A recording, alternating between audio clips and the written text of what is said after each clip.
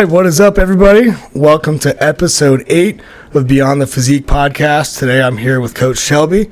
We're going to talk about supplementation basics, the world of protein powder. But before we get into it, Shelby, how's your week going? What's going on in your world? Good, actually. It's finals week for me. So lots of school. Yeah. I have 2 finals that I have to take by Sunday at midnight. So I'm going to be working on those. But then I get a week break, which is so nice. I'm really looking forward to that. Training's going pretty good. Good deal. Yeah, my clients are killing it. I've gotten every day notifications. So-and-so hit 6 PRs, so-and-so hit 2 PRs, so-and-so hit their nutrition goal. So everybody on my roster's killing it this week too. Good stuff. Yeah. Good stuff. Yeah, I've got Kayla and Julie in peak week. Nice. It is Thursday. They're competing Saturday. So that's so exciting. Big shout out to them. They've put a lot of work into the show. Looking forward to seeing them present that on stage this weekend. They look awesome. Yeah, they really do. Jason's going into peak week next week. Yep. He's bone peeled. He's looking awesome. Yeah. So we're gonna start filling him out a little bit next week. That's so exciting. Yeah. So we've added a little carbs in, a little bit here and there, but haven't been very aggressive on the refeeds yet. Okay. So let's talk a little bit about protein powder. But I think where we should start is, when do you even need protein powder, and what is the purpose of protein powder? And basically, in my opinion, protein is only like to bridge a gap. And most of your protein should be coming from whole food sources. And it's a good tool for being on the go. It's a good tool for increasing your daily protein, or maybe even starting for the day, but it is not a replacement. It is a supplement. Right. I feel like that's helpful information too. Like, you definitely shouldn't be living off of protein shakes, you guys. Yeah. Keyword supplement. Yes. It's not a replacement. Should not be your main source of protein. No. And I hear people talk about meal replacement shakes, and there's no replacement for a meal. Correct. Unless I have seen some people sick, and they just blend their chicken and rice. I've been there, man. Yep. Yeah. That would be a meal replacement in my opinion, but it's also whole food. So. Correct. Okay, so it's an awesome way to boost your protein intake for the day, but it doesn't replace it. Okay, so a few of the different types of protein powder. So there is plant-based, and then whey and casein. Yep. And I feel like whey is the more popular one. It's definitely one that you should be using. Yeah, it's definitely more popular. Yeah. There's a couple other proteins out there, but we're going to specifically talk about these 3. They're the most common. So whey, the difference between the whey, casein, and plant-based protein is the whey protein is sourced from milk, and specifically it is sourced from the liquid that remains after the milk has been curdled and strained during the cheese making process. Yeah. So basically the whey protein is going to be the liquid that they extract, and then to make a casein, it's also going to come from milk. Right. But they'll add a kind of acid to it, and then that'll cause it to curdle. Correct. And then they'll take those curds and they'll make that into the casein powder. So basically whey and casein are sourced from milk. Correct. Just a little bit different in their processes. And they're digested just a little bit differently. So a whey protein is going to be much more quickly bioavailable. So you're going to digest that quick. It's going to be in and out of your system pretty quick. The casein takes a little bit more time to digest. So you'll have like a slower release of aminos throughout time. So in application, you could use a casein protein towards the evening before bed. They both have their benefits. Yeah, and then whey protein you could use, post-workout or really anytime throughout the day. But what I see with casein is, because of that slower digestion process, more people have digestive issues with casein. Yeah, they feel bloated and kind of bogged down, and like there's something just sitting right there. Yeah, the protein farts. Yeah, yep. I heard about those. You can get that with whey too, but yeah, they're just less severe. So the plant protein, that is basically made from choosing high protein plants. So like your sometimes peas and hemp and a variety of other things, and then basically they grind it down, mill it up, and isolate the protein from those other things in the plant. The difference here, though, is most cheap plant proteins aren't going to have a complete amino acid profile. Correct. So they're not going to have all of the essential amino acids. Which is why the whey and casein are preferred over the plant-based. Yeah, the amino acid profile is more complete on a whey or a casein protein in general. Now, there are like Vegagen by Morphogen, code strategic. 10% subtle plug again. Yeah, I love it. But listen, so that vegan protein that has an actual complete amino acid profile. Another one that does is the vegan protein by Raw. It also, some people digest the plant protein a little better. So you can get a quality plant protein that works better for some folks. So, Shelby, for you, what proteins do you typically lean towards and why? So I used to have really bad issues with protein powders. I feel like a lot of them would upset my stomach very easily. And I would drink it and then immediately have cramps or like issues for the rest of the day. So I'm really picky about my protein powders. I really like the Dimetize.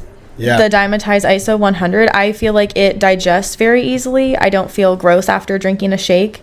And it hasn't, I've used it for, almost a year now, and I haven't had a single digestion issue from it. Yeah. And I put a lot of my roster on, they really like the raw proteins. They don't have, I have an athlete that has the same issues. Like, she's always struggled with protein powders upsetting her stomach and giving her kind of a lot of problems, and she's used the raw for the last 6 months and hasn't had any digestion issues, which is huge. Yeah, leaning towards a quality protein powder is definitely going to be a benefit. If you're going to Walmart to get your protein, then it's better than nothing, but ultimately it really does matter. You just have to find one that works for you, because the same one might not work for everybody, right? But once you find that one, it's like, that feels great. right. Okay, so just in general, a whey protein is going to be a little bit more fast absorbing. Casein is going to take a little more time to digest. Both of those are going to have a complete amino acid profile.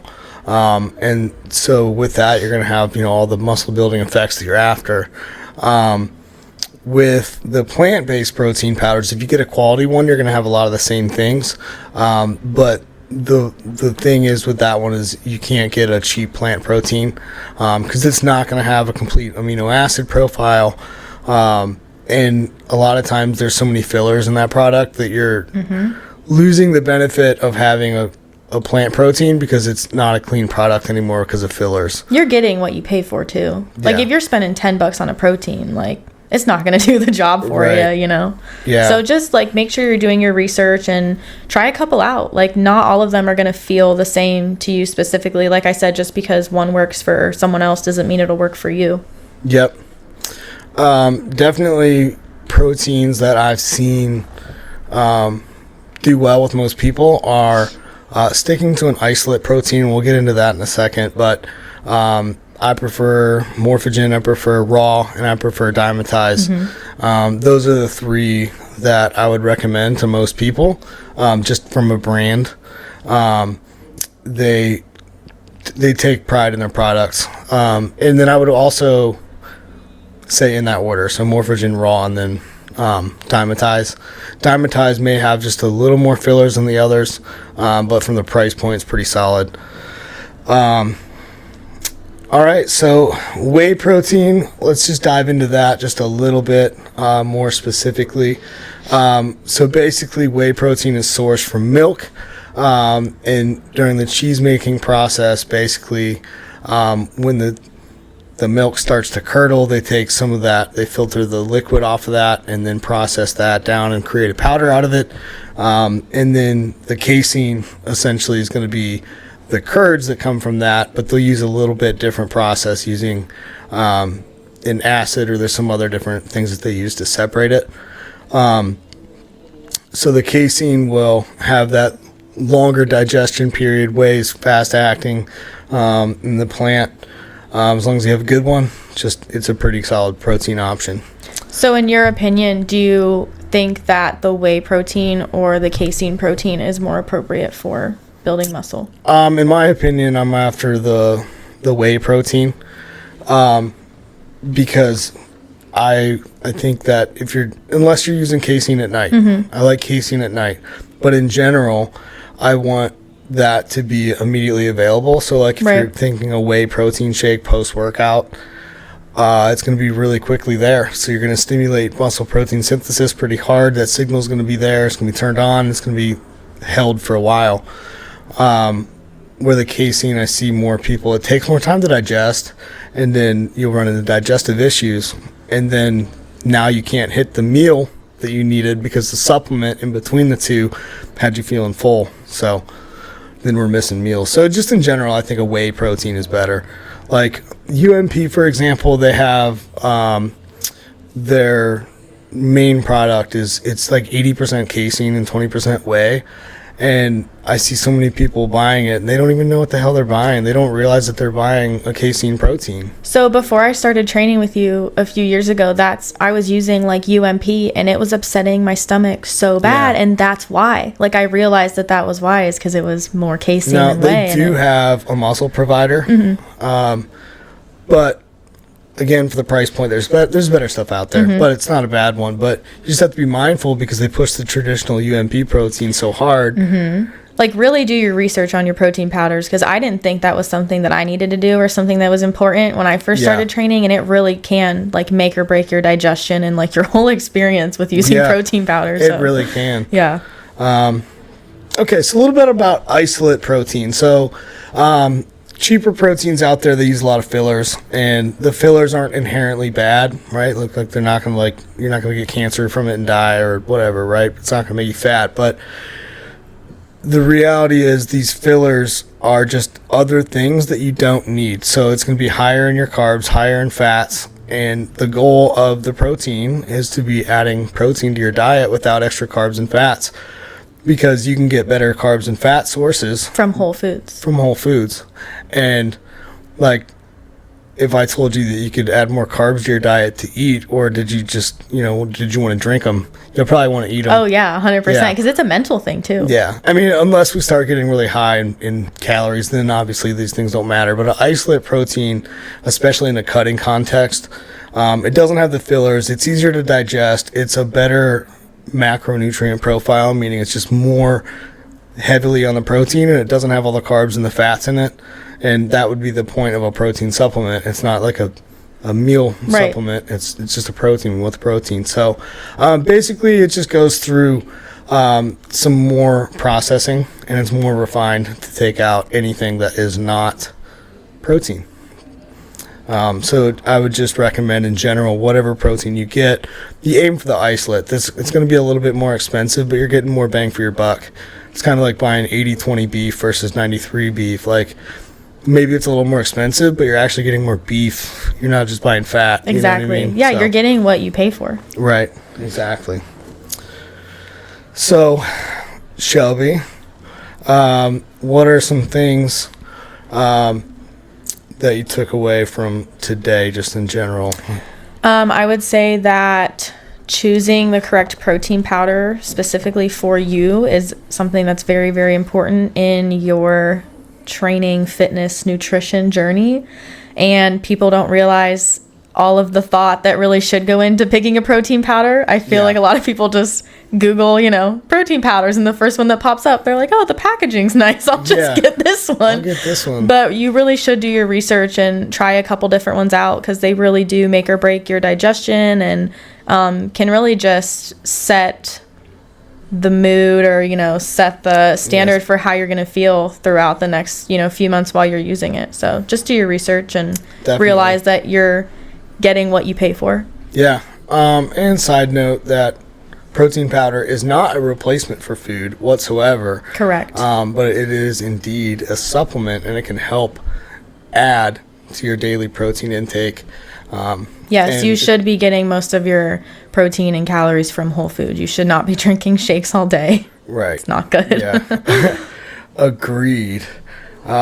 So basically, there's 3 brands I'd push you to. That's going to be Morphogen Raw and likely Dymatize. Thank you guys for being here. This was a real quick one, just talking a little bit about protein. Doing a little bit of educating. Yeah, there's gonna be one of several to come of our supplement series. So we're gonna break down in the future creatine, essential amino acids, maybe a few different products like DIM or chastaberry, and where that could be implemented into a lifestyle. So if you have any questions or if you have any suggestions on this, feel free to shoot us a DM. You can find me on Instagram at Trevor W Training. You can find Shelby on Instagram at shelbyvaca.fit. And you can also find us at Strategic Aesthetics on Instagram. And you can apply for coaching at strategicaesthetics.com. Thank you for listening, everybody. Yeah, thanks for tuning in, you guys. It's always a pleasure. All right, we will talk to you all next week. Bye. Thank you for listening to this episode of Beyond the Physique podcast. If you enjoyed this and would like to hear more like it, be sure to subscribe. You can also find me on Instagram at Trevor W Training, on YouTube at Strategic Aesthetics, on Facebook, Trevor Woodyard, and you can also apply for coaching at strategicaesthetics.com.